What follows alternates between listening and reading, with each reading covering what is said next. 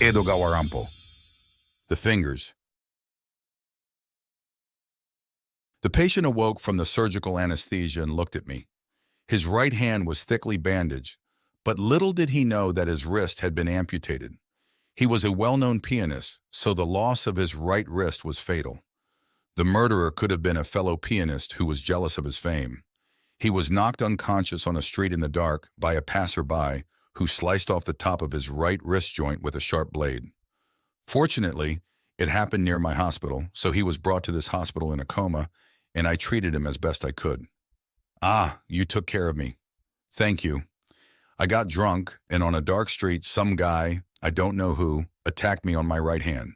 Will my fingers be okay? He asked me, with an anxious look on his face like that. They'll be fine. You were hurt on your right arm, but it will heal soon.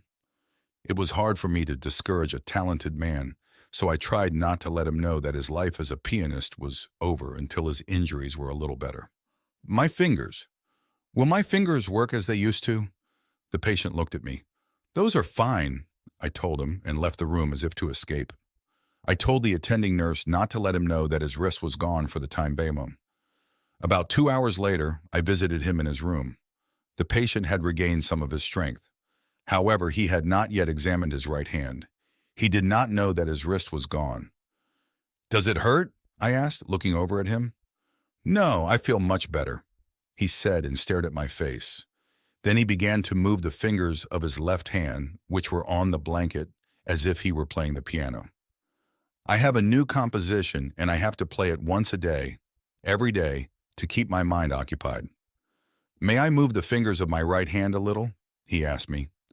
I was puzzled, but on the spur of the moment, I came up with the idea and put my finger on the ulnar nerve in his upper arm, pretending that I was trying to keep the affected area immobile. According to a medical article I had read, pressure on the ulnar nerve can transmit a sensation to the brain center as if there were a finger there, even if there is no finger there.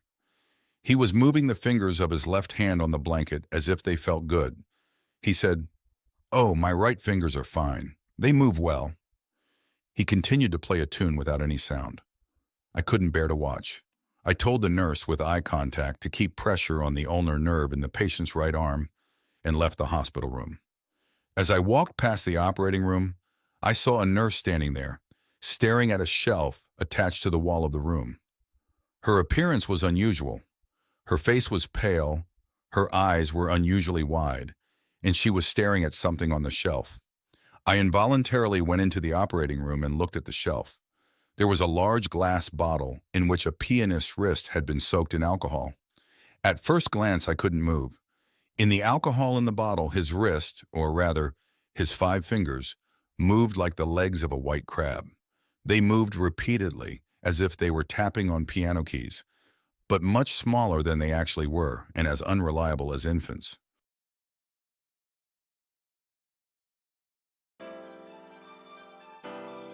That concludes the story of the fingers.